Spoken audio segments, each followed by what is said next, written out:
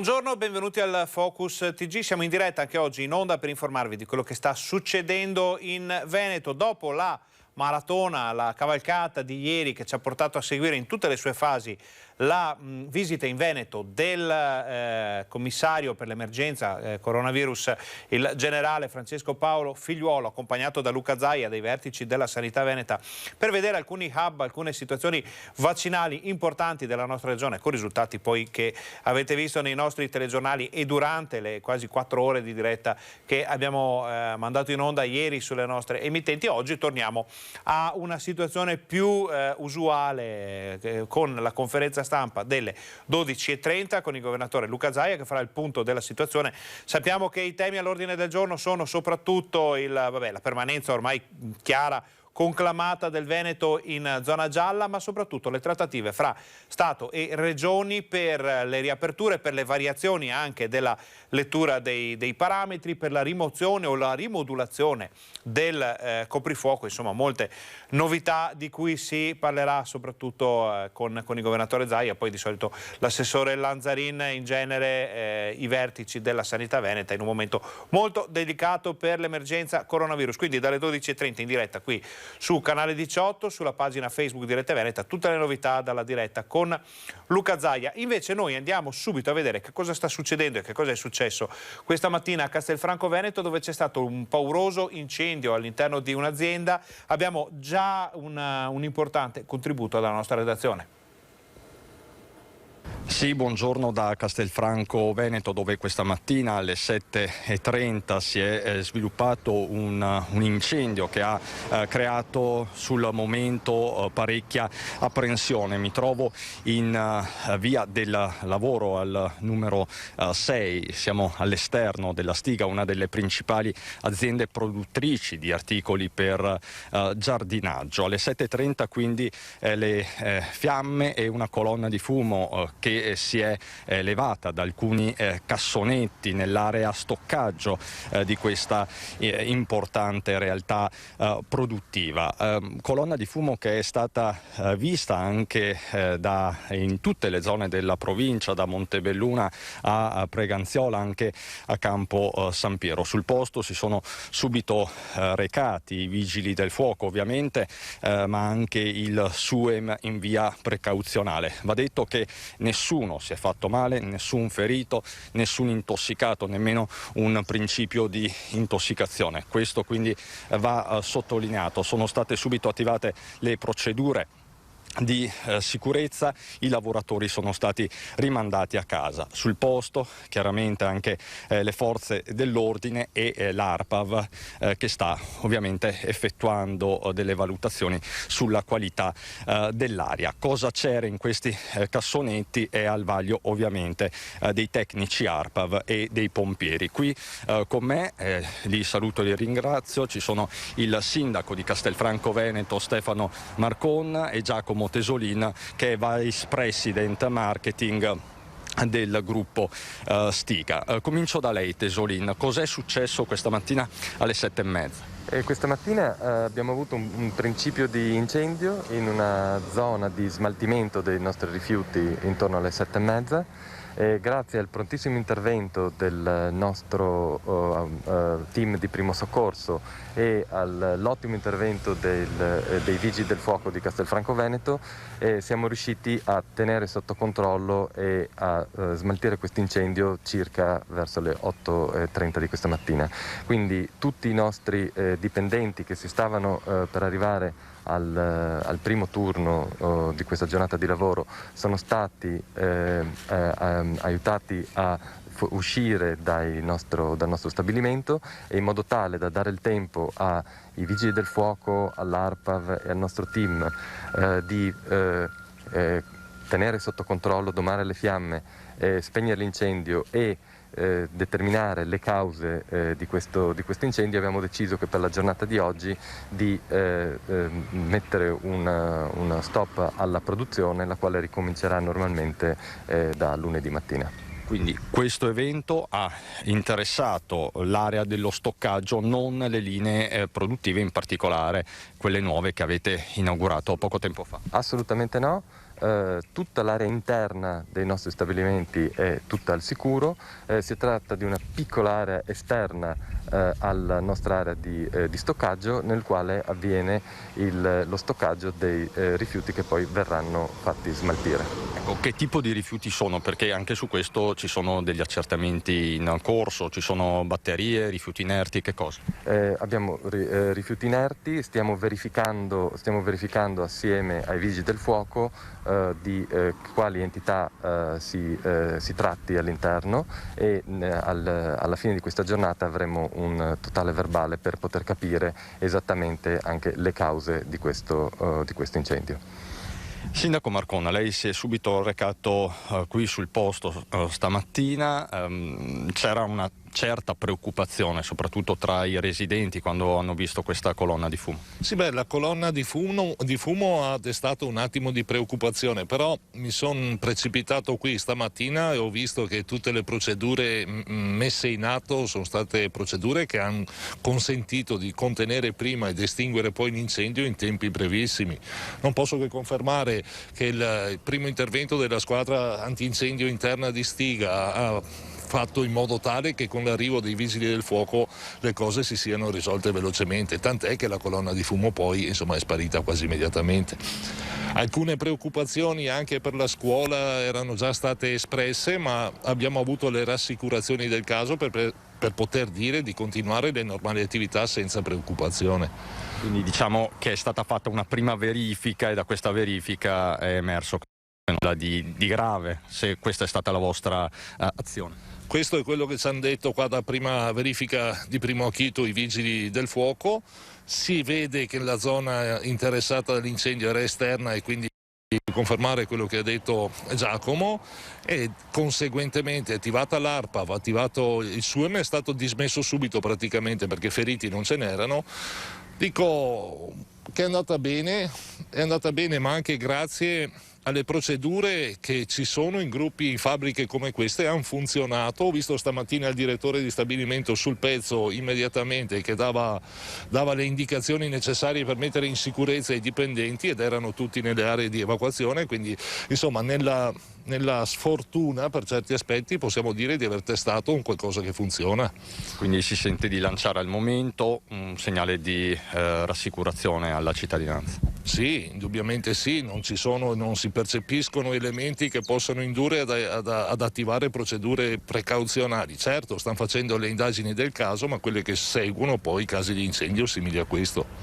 Grazie Sindaco, grazie a Giacomo Tesolin, Vice President Marketing del gruppo Stiga. Come avete sentito, la situazione al momento è sotto controllo, perlomeno è monitorata. Per qualsiasi aggiornamento ovviamente chiederemo la linea. Per il momento da Castelfranco Veneto è tutto. Ritorniamo in studio, avete sentito allora, insomma, anche rassicurazioni, ma casi così sono già successi, purtroppo in una regione come il Veneto altamente e fortemente industrializzata, che va a braccetto anche con l'agricoltura, però ci sono situazioni del genere. Pare che per il momento sia tutto sotto controllo, naturalmente vi terremo aggiornati nel corso della nostra informazione. Noi adesso avremmo dovuto avere un collegamento con Padova, dove c'è stata un'importante operazione della Guardia di Finanza. Dovrebbe arrivare uno Skype, un collegamento in diretta con Luisa Bertini per chiarire un po' le notizie che sono arrivate da Padova. Noi non vediamo ancora la nostra collega, le diciamo di riprovare al volo. Qui facciamo tutto, come sapete, espresso eventualmente, e adesso vediamo se riusciamo a parlare con Padova. Eventualmente noi facciamo invece, poi non dovesse funzionare il collegamento, perché sono cose che capitano, vi ricordiamo che alle 12:30 avremo la diretta con Luca Zaia dalla sede della Protezione Civile di Marghera per tutte le novità del caso. Abbiamo qualche piccolo problema di natura probabilmente tecnica che risolveremo durante la pubblicità, quindi facciamo una breve pausa pubblicitaria, state con noi perché torniamo fra pochissimo.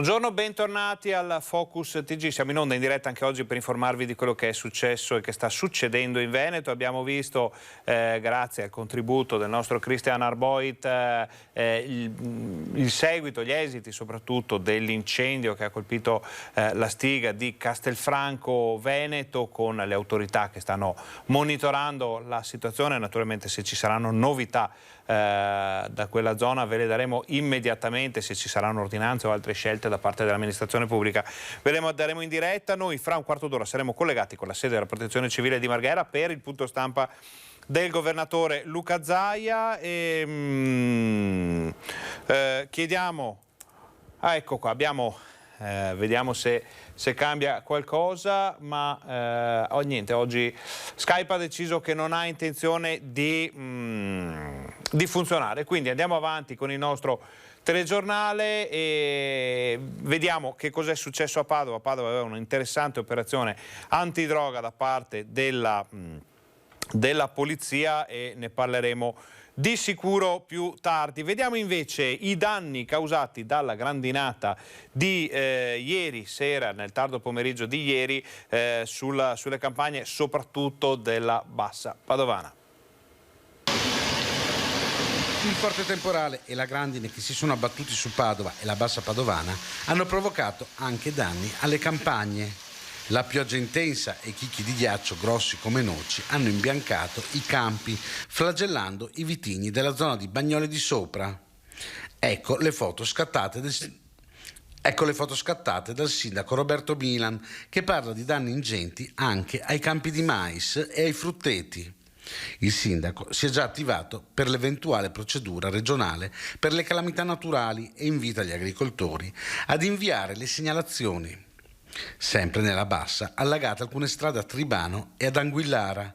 Nessun danno invece a Padova, anche se la forte pioggia e la grandine hanno creato qualche disagio al traffico, che ha subito rallentamenti. Allora, da Padova, visto che non è possibile andare al volo a fare un collegamento, ci dicono che nell'ambito di un'operazione della Guardia di Finanza denominata Erba di Casa Mia è stato effettuato il sequestro di oltre 1,5 tonnellate di canapa illegale e dei suoi derivati, la denuncia di 50 persone per produzione e commercializzazione in Italia e in Francia dello stupefacente. Nelle edizioni serali dei nostri telegiornali tutte le informazioni su questa vicenda. Però facciamo un piccolo riassunto delle puntate precedenti, come si suol dire. Andiamo a vedere un report, possiamo dire una carrellata di immagini e di informazioni di quello che è successo durante la visita del generale Figliuolo avvenuta ieri in Veneto con la guida, diciamo, del governatore Luca Zaia, dell'assessore Lanzarin e dei vertici della sanità veneta. Devo dire che il Veneto in questo è estremamente virtuoso, è al numero 1 per over 80, 98% contro una media nazionale dell'88%, numero 1 over 70, 83% contro una media che è circa 75%, sui fragili è in cima alle classifiche e quello che voglio dire, percentuali di inoculazioni rispetto alla distribuzione sempre al di sopra del 90%.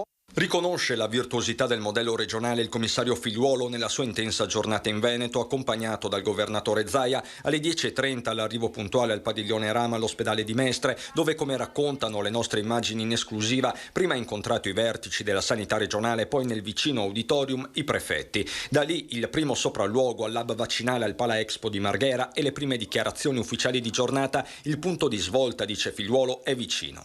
Maggio, mese di transizione, giugno deve essere un mese di svolta, è il mese dove dare proprio quella che si può definire una spallata definitiva e lasciarci indietro il periodo peggiore. Figliuolo, che è tornato sulla questione Pfizer e sull'intervallo necessario fra prima e seconda dose, qui le rassicurazioni sanitarie del CTS si coniugano con la Realpolitik. Nell'ambito di una pandemia dove c'è gente che rischia di andare all'ospedale, di andare in terapia intensiva e addirittura di morire, se si dà mezzo scudo a più persone è meglio che darne un intero a meno persone. Quanto alle disponibilità di vaccino sul territorio nazionale, il bilanciamento è continuo. Noi non facciamo magazzino, quando serve la struttura commissariale siccome fa proiezioni e controllo tutto i momenti, tutto il giorno di ciò che c'è, si bilancia con il consenso delle regioni interessate. Il viaggio di Figliuolo è poi proseguito su Padova, prima la Binfiera, poi l'ex ospedale militare, l'ultima tappa a Verona, sopralluoghi che hanno consentito di mettere in fila numeri e prospettive.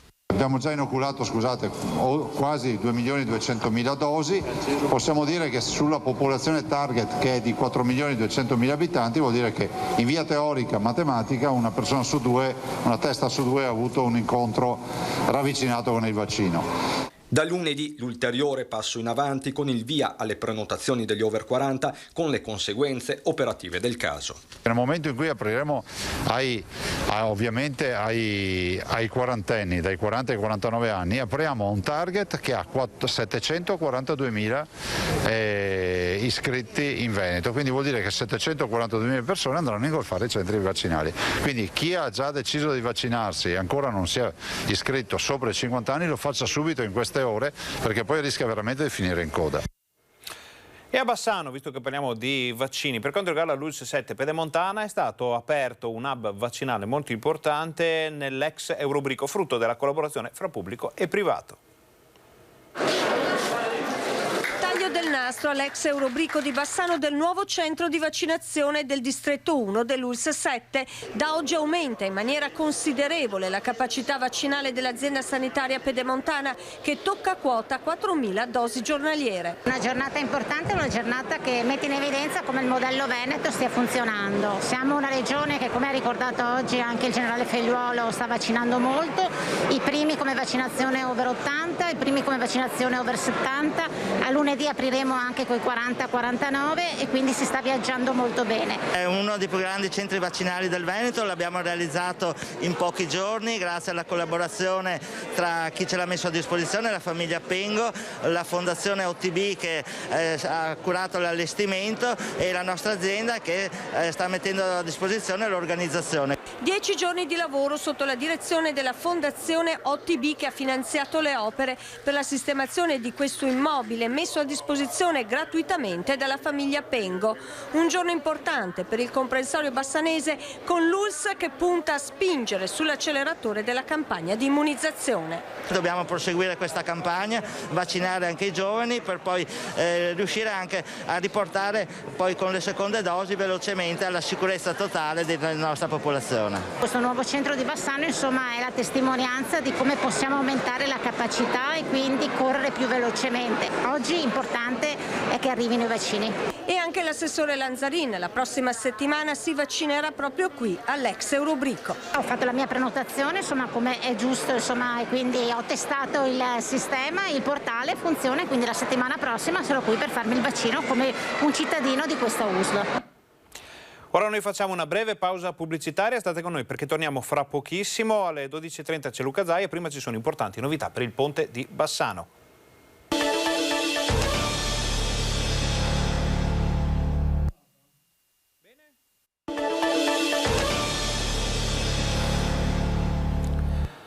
Buongiorno, bentornati al Focus TG. Siamo in onda in diretta anche oggi per informarvi di quello che sta succedendo in Veneto. Noi siamo già collegati con la sede della Protezione Civile di Marghera, dove il presidente Luca Zaia, fra una manciata di minuti, inizierà la sua conferenza stampa di oggi. Grazie alla regia di Renzo Rigon possiamo già vedere la selva di microfoni assiepati davanti al posto del governatore. Sentiremo quali sono le novità di giornata, ma si parlerà quasi di sicuro di vaccini, data l'importanza di questo delicatissimo momento in cui si passa fra poco addirittura all'apertura agli over 40 con numeri dal Veneto molto importanti che vedremo fra poco. Si parlerà sicuramente delle richieste sulle riaperture, la trattativa delle regioni con lo Stato per la rimozione o la rimodulazione del coprifuoco, quindi tantissime novità, una conferenza stampa che sarà molto interessante da seguire. Prima di andare però a seguire la conferenza stampa di Zaia, noi vediamo un breve contributo che ci arriva proprio da Bassano del Grappa, perché oggi è una giornata importantissima per il Ponte Vecchio. E ci troviamo al Ponte Vecchio per vedere gli ultimi lavori che stanno facendo gli operai di rimozione delle impalcature. Finalmente i bassanesi questo pomeriggio si potranno godere il panorama di Bassano dal vivo, dall'alto, e anche noi infatti non vediamo l'ora di potercelo godere. Come potete vedere alle mie spalle, appunto, sono adesso all'opera gli operai e saranno qui fino alle 5 del pomeriggio, e poi ci saremo anche noi con le nostre telecamere per vedere in diretta l'apertura del ponte. Questa sera quindi il TG Bassano si aprirà con una diretta, una sorta di piccola edizione straordinaria dal ponte, il ponte che torna a disposizione dei bassanesi, degli amanti del bello, dell'arte, della storia, della tradizione di questo monumento nazionale importantissimo, che potrebbe, il condizionale d'obbligo, portare a ottobre qui in Veneto anche il Presidente della Repubblica, perché si sta, trattativa è una parola insomma sbagliata in questo caso, però c'è una trattativa in corso, si sta parlando con il cerimoniale del Capo dello Stato per portarlo qui il 3 di ottobre per l'inaugurazione ufficiale, quindi insomma state con noi, perché sarà un'estate sicuramente molto interessante anche per quanto riguarda il Ponte Vecchio. Stasera ve lo facciamo vedere, aperto, pulito, nuovo, di zecca dopo anni di restauri. Domani di sicuro Bassano, zona gialla, sarà presa d'assalto da chi vuol vedere il ponte, e torneremo ancora anche per raccontarvi tutto questo. Passiamo alla situazione invece dell'emergenza coronavirus. Cominciamo a vedere la tabella dei vaccini, l'ultima disponibile, prima di andare poi dal Presidente Luca Zaia. Noi sempre con un occhio teniamo monitorata la sala della Protezione Civile per vedere e dare subito la linea a Marghera.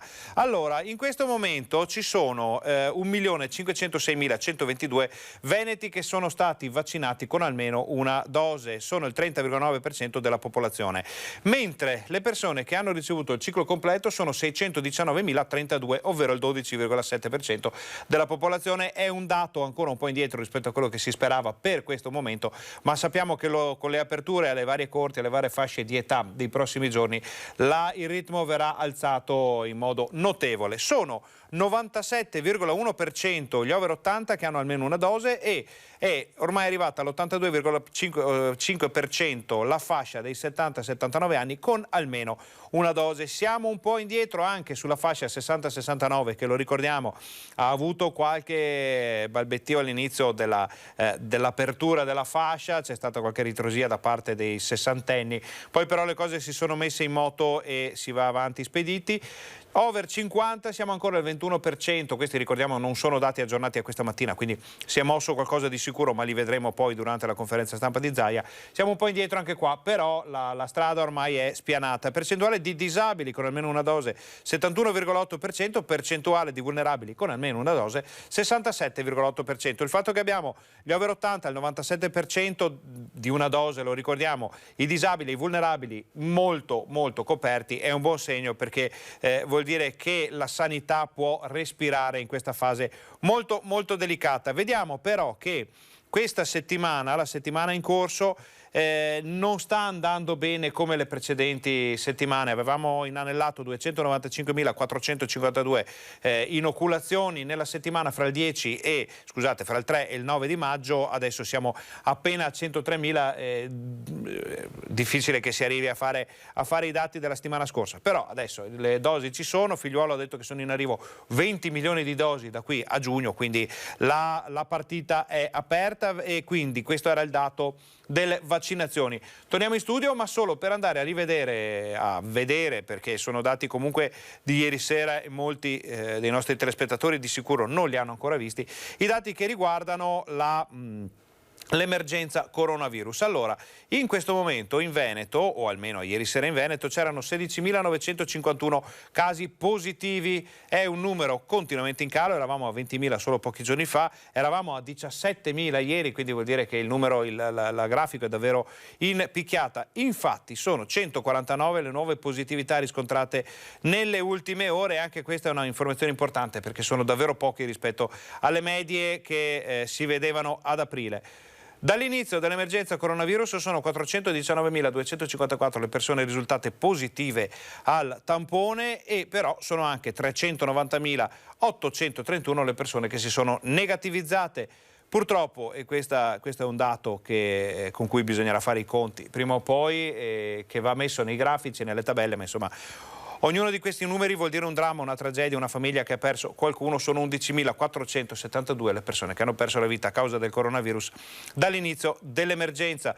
Scendiamo in attesa di Zaia nella seconda parte della tabella, vediamo che c'è un po' di movimento, ma noi continuiamo a leggere i dati fino all'arrivo del governatore, perché sono 942 le persone ricoverate in area non critica, 133 quelle in terapia intensiva. Vi lasciamo a Luca Zaia. Buongiorno. Cosa è successo? Facciamo veloci.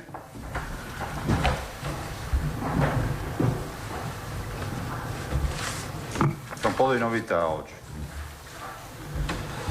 Allora, tamponi molecolari 5.200.000, rapidi 4.566.000, in totale sono 9.767.777. 9.767.777. Positivi nelle ultime 24 ore sono 453.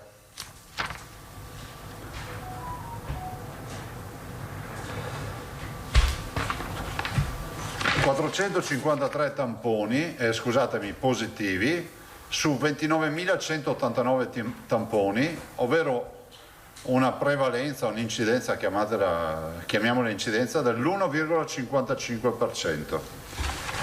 Totale dei positivi dall'inizio sono 419.558. Positivi di oggi continuano a scendere perché abbiamo ingresso di pochi positivi e abbiamo tante negativizzazioni, 16.735. Ricoverati 1.046, meno 35. Quindi vedete che ormai la curva ha confermato il suo andamento, ormai sono 2 settimane. Questi 1.046 sono così distribuiti: 916 nell'area non critica, meno 30, 130 in terapia intensiva, meno 5.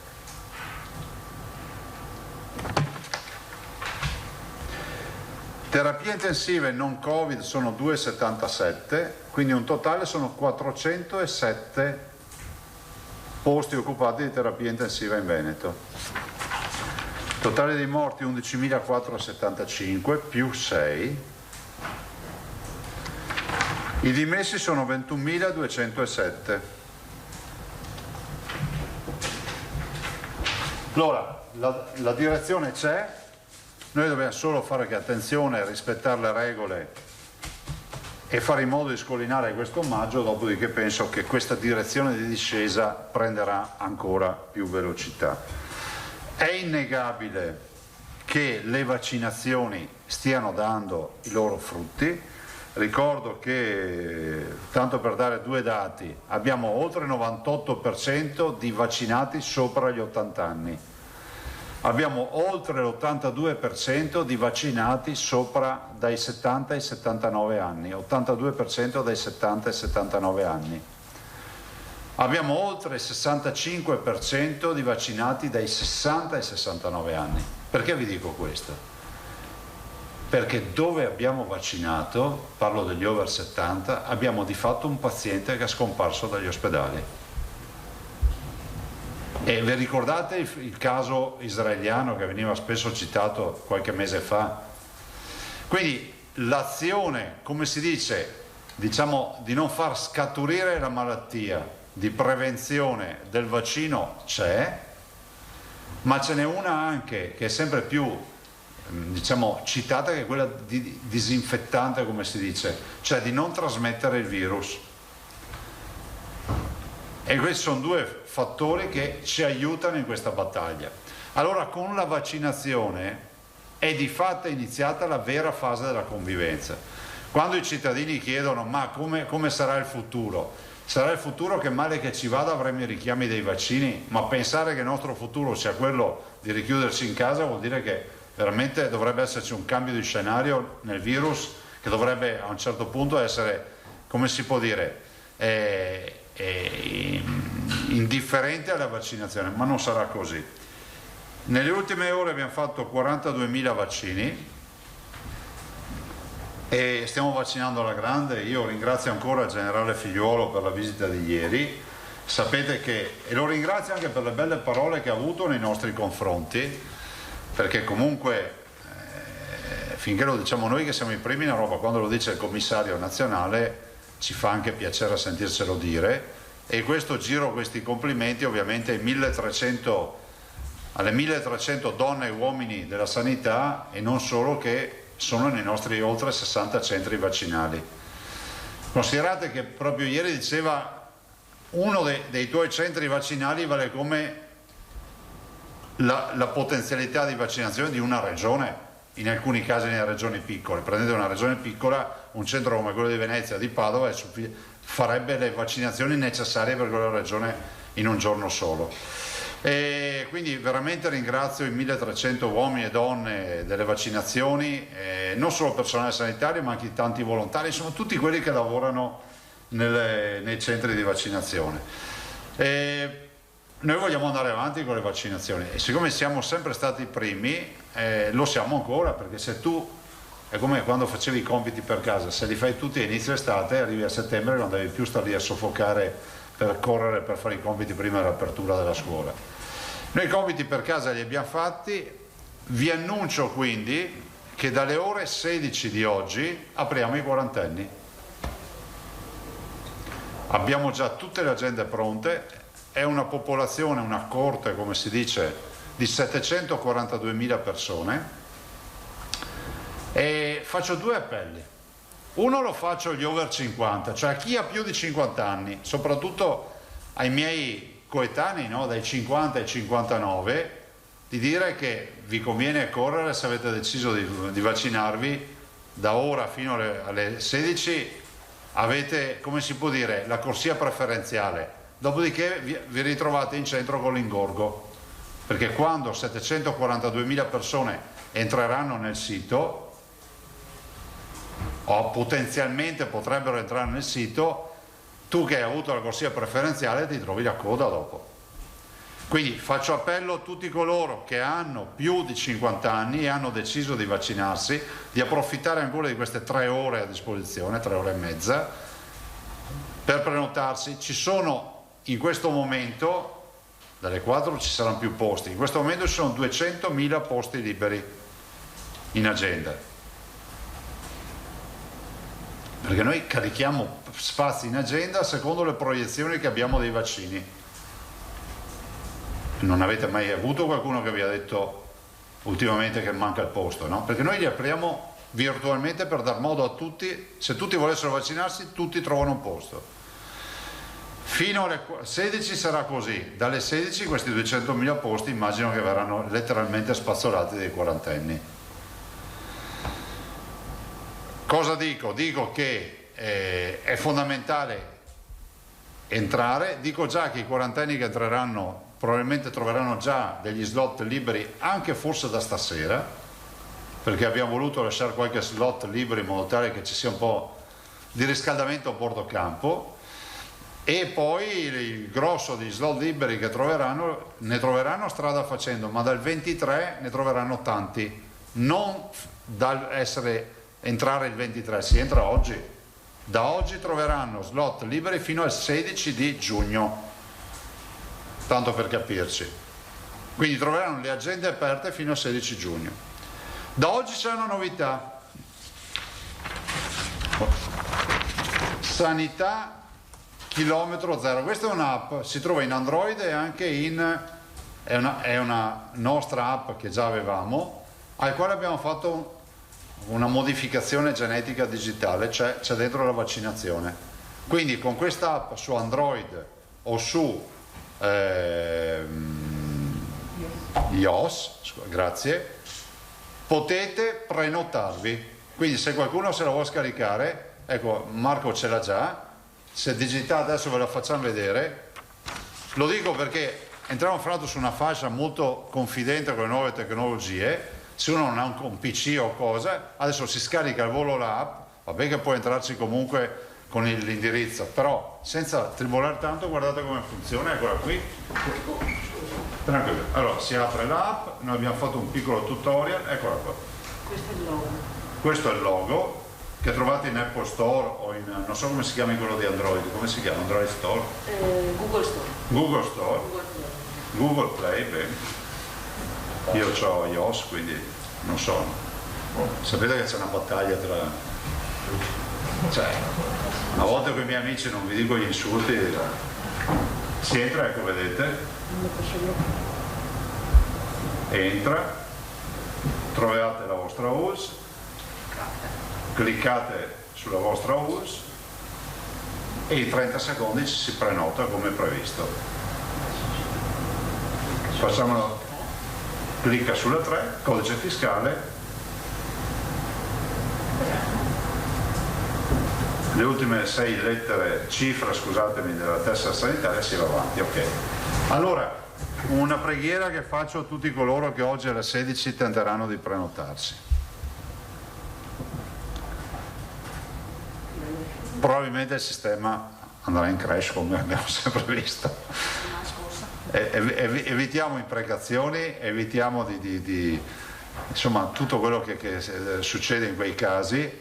Per favore evitate di chiamare il numero verde, perché abbiamo già visto in più occasioni che nel giro di un'ora, un'ora e mezza poi si va a regime. Capite che è un imbuto, per quanto digitale sia questa piazza, virtuale sia, ma è sempre una piazza che ha una portata. Vi ricordo che i cinquantenni sono riusciti a fare 176.000 prenotazioni il primo giorno, venerdì scorso. Adesso noi immaginiamo che oggi ci saranno almeno 150.000 persone nelle nostre previsioni che tenteranno di entrare. Vi posso garantire che con un po' di pazienza, magari lasciando perdere, tornando dopo un'ora, un'ora e mezza, trovate il portale libero. Approfittate dell'applicazione, la facciamo rivedere, che trovate su Android o su iOS, perché questa è solidarietà, eccola qui, perché questa vi dà la possibilità di essere magari più rapidi, di farvi le vostre robe, di non girare con un PC. Eccola qua, la vediamo per l'ultima volta, se poi non appoggiate per favore. Quindi si clicca prenotazioni Covid e avanti, si sceglie la URSS e via. E a me sembra che questa sia assolutamente una bella notizia, quindi per chi si fosse collegato ora, dalle ore 16 di oggi è finita l'esclusiva per i 50-59 e andremo ad aprire le agende per i 40-49 anni, già con le prime vaccinazioni, già dalla giornata di oggi, per i più fortunati, domani, dopodomani e così via fino al 16 di giugno. E quindi la promessa di mettere in sicurezza, io l'ho detto almeno i cinquantenni prima di giugno, prima dell'estate, vi dico che alla fine mi sa che arriveremo a liberi tutti prima dell'estate di questo passo.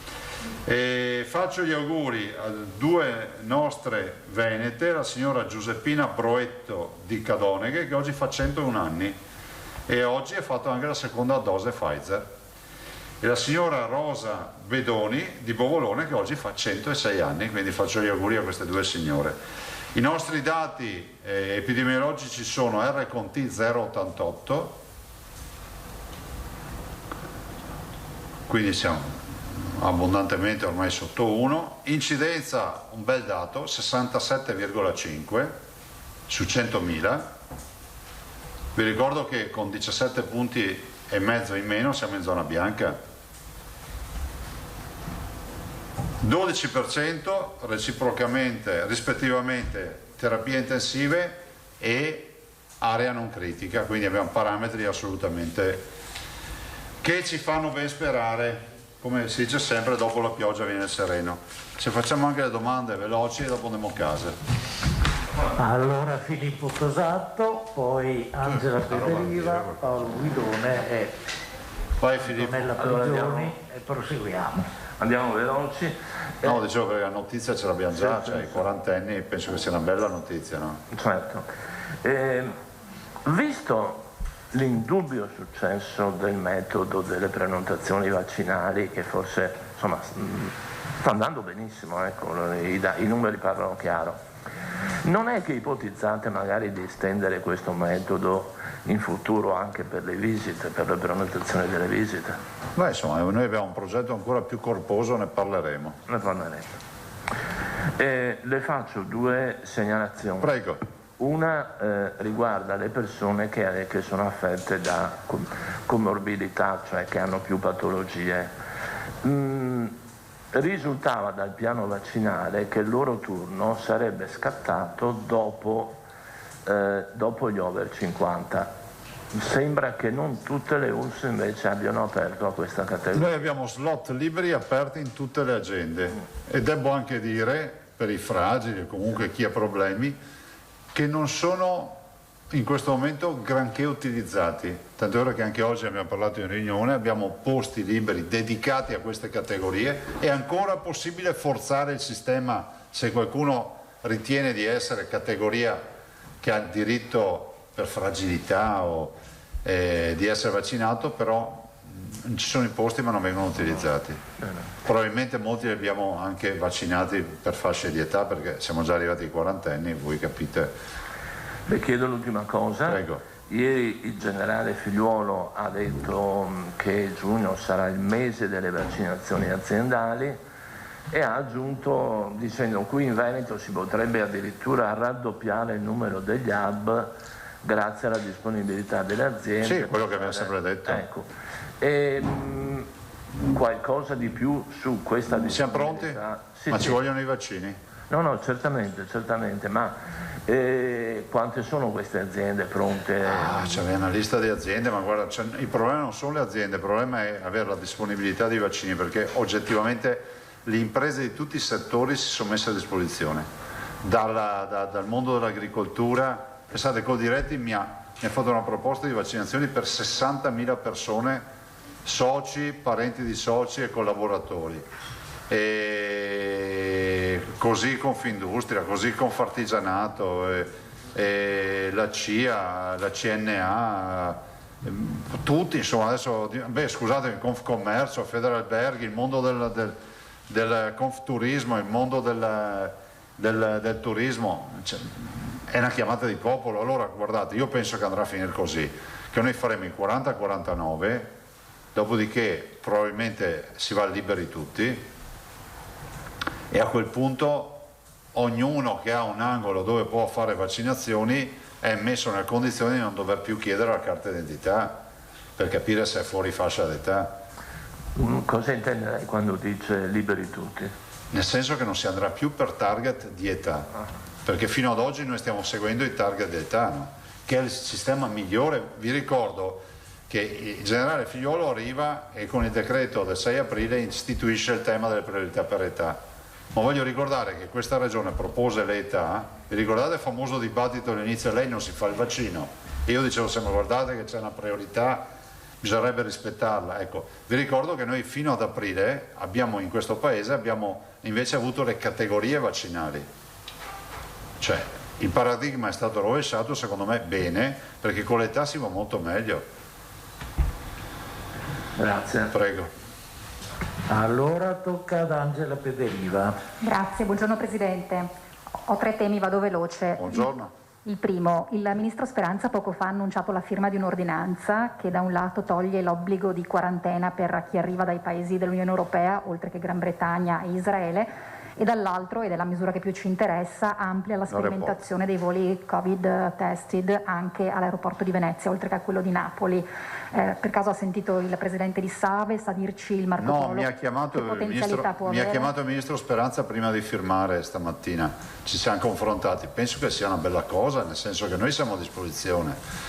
È un fatto anche di ulteriore disponibilità della regione più turistica d'Italia nei confronti dei nostri turisti, dei transiti, diciamo, che avremo presso l'aeroporto. Cioè, il nostro è il terzo hub aeroportuale nazionale.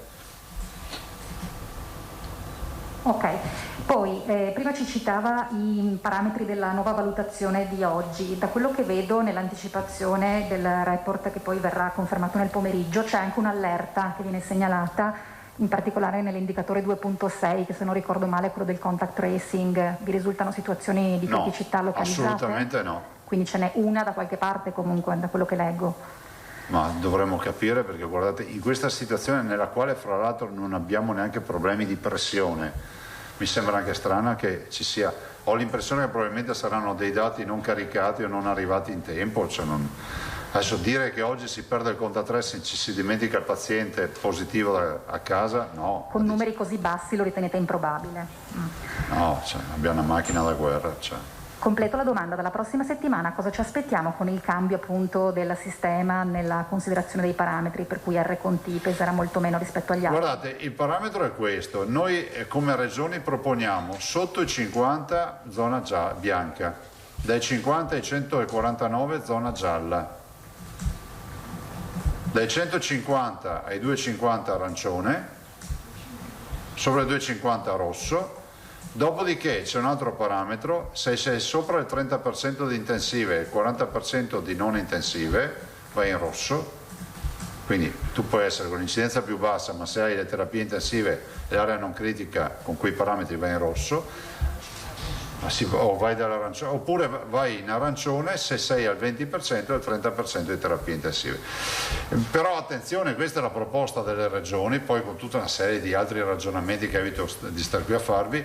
Fine settimana sarà foriero, insomma, di una soluzione. Ecco, noi non vogliamo avere una posizione da irresponsabili. Qui ci vuole responsabilità, siamo davanti a un virus che ha massacrato il mondo, non una via di un paese.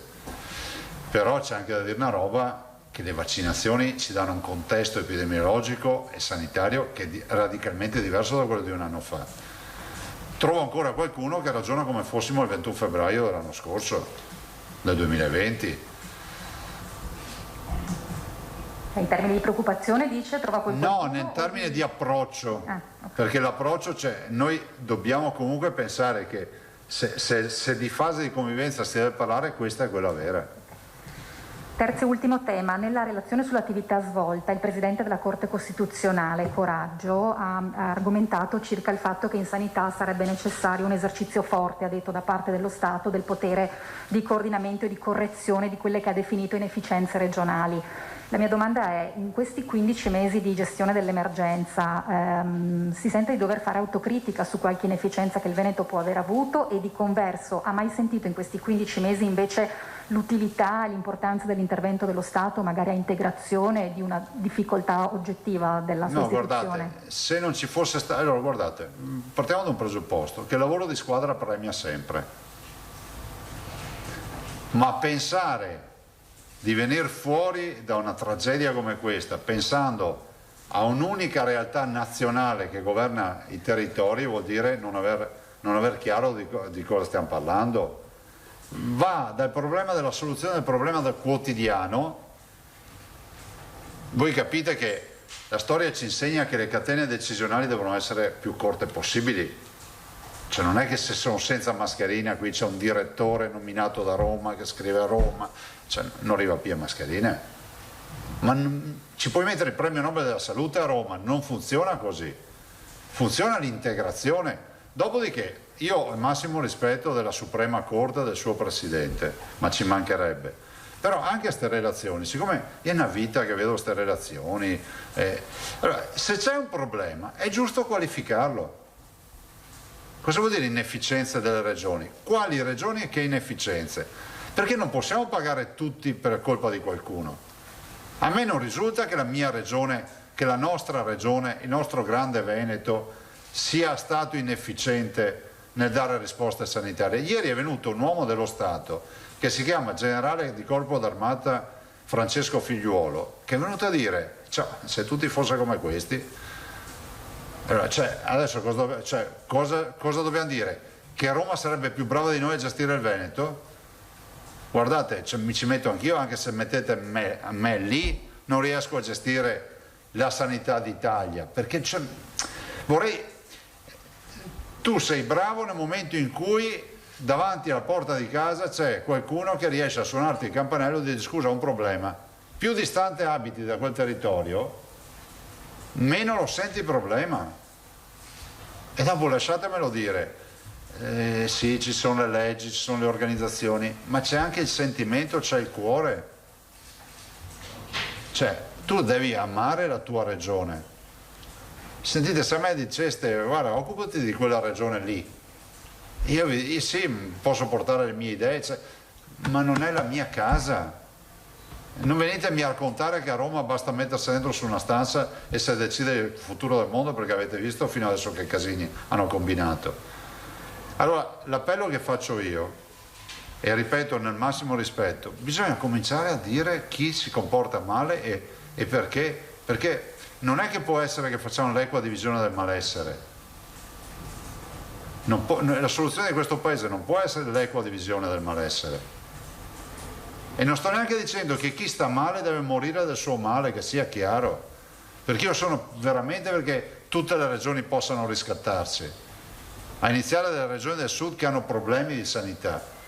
Ma non è che puoi far tirare il freno a mano a quelli che vanno bene perché c'è qualcuno che si perde per strada. Dobbiamo aiutare chi si perde per strada a raggiungersi. Grazie. Prego. Tocca a Paolo Guidone. Buongiorno Presidente, due quesiti rapidissimi. Buongiorno. Buongiorno. Volevo chiederle quanti sono fino adesso, in base ai dati più recenti che avete, i cinquantenni che si sono vaccinati e quali proiezioni avete, quali aspettative totali in percentuale?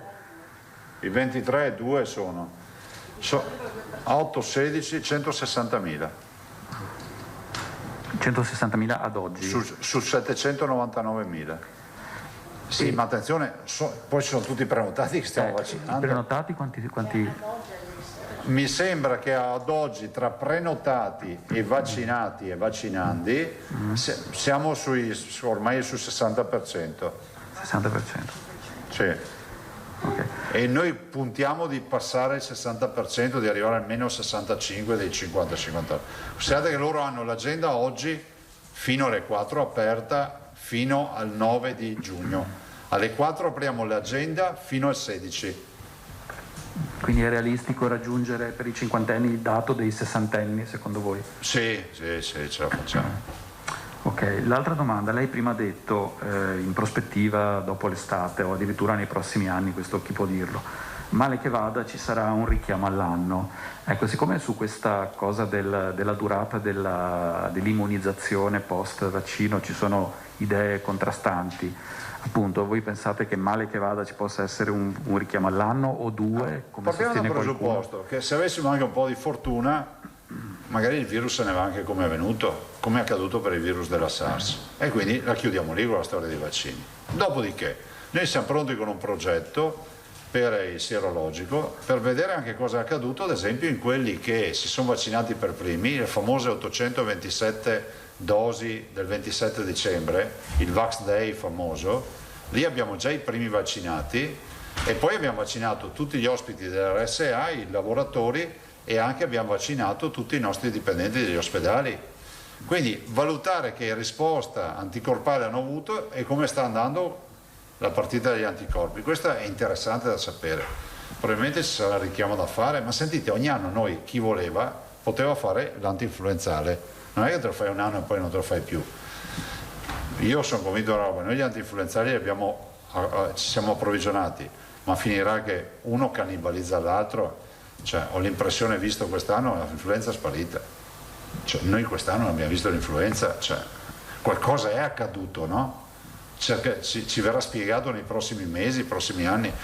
Potrebbe essere anche, magari dico una roba che forse non ha realtà, però magari è probabile che questo virus abbia letteralmente colonizzato, diciamo, da un punto di vista sanitario la popolazione, quindi da un punto di vista epidemiologico è lui la nuova influenza, ma diventerà endemico. Se resta questo virus diventa endemico, cosa vuol dire?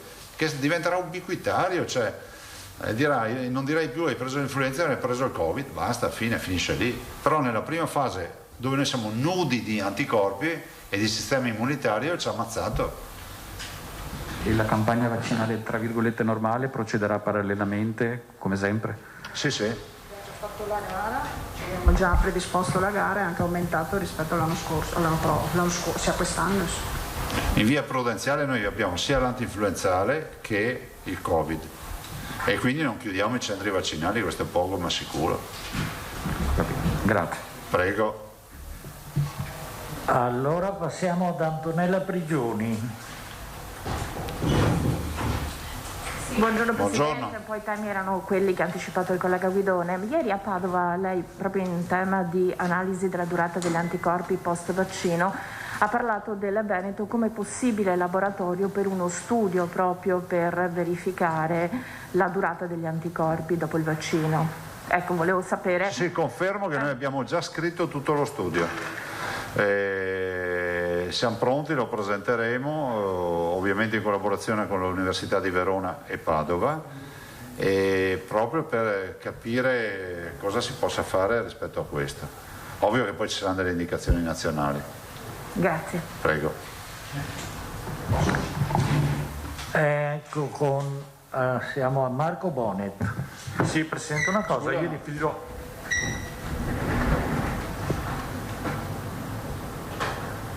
Ubi Maior, minor cessat. Porta pazienza. Grazie, scusate. Figurati. Ubi Maior. Grazie. Allora, volevo chiedere questo, sulle imprese, ieri Figliuolo ha detto una cifra precisa, ci ha detto 65 aziende, sono già in lista. È possibile avere questa lista di queste 65 imprese? Allora, onestamente la dobbiamo chiedere partendo dai direttori generali, quindi per ogni ULSS. Vediamo di costituirla. Se fosse possibile, così facciamo diamo un po' un'informazione più.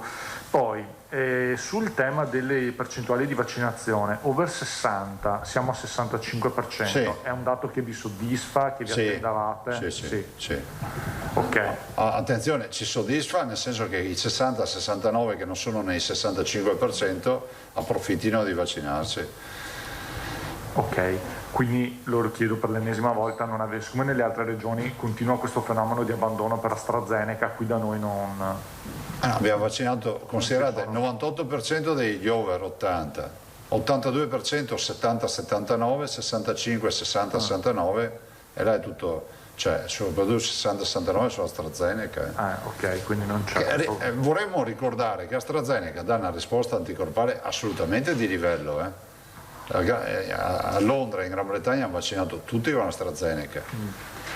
Il bistrattato AstraZeneca, va bene. E una domanda extra Covid che riguarda forse più per l'assessore. Lascio l'assessore. È sul tema degli stipendi dei medici di Padova, quella che era arrivata anche davanti ai giudici, che il Veneto aveva vinto, però dicono i medici di Padova che ancora non è entrato a regime questo aumento di stipendio. No, stiamo predisponendo il provvedimento, quindi a breve ci sarà il provvedimento che recepisce anche in base all'ultima sentenza tutto il resto, quindi su una questione... Ma con un orizzonte di un mese o un anno? No, penso una decina di giorni. 10 giorni. Sì, è in lavorazione. Considerate che è una battaglia nostra questa. C'è solo i tempi tecnici perché è un provvedimento, insomma anche in base a quelli che sono stati risvolti appunto i giudiziari e tutto il resto, ma una decina di giorni, avevo già sentito la struttura la settimana scorsa. Ok, grazie. Allora, prima di chiudere, ricordo ancora a quelli che sono collegati a casa che dalle ore 16 di oggi si può accedere al sito oppure all'applicazione, c'è un'applicazione che facciamo vedere adesso alle mie spalle, per iscriversi alle vaccinazioni per la fascia di età dai 40 ai 49 anni, dalle ore 16 di oggi. Quindi tutti quelli che hanno più di 50 anni approfittino prima delle 16 se hanno deciso di vaccinarsi, di occupare i posti, perché dalle 16 ci saranno virtualmente 742.000 40-49 anni che potranno prenotarsi. Le agende che troveranno aperte con le giornate disponibili sono agende aperte fino al 16 di giugno. Rifacciamo vedere all'inizio, per favore. Questa è l'applicazione Sanità Chilometro Zero, la trovate nell'Apple Store o nello store di Android, di Google. Eccola qui. La aprite, c'è prenota il vaccino Covid e poi si apre la schermata. Grazie, buon lavoro. Grazie a tutti, alla prossima.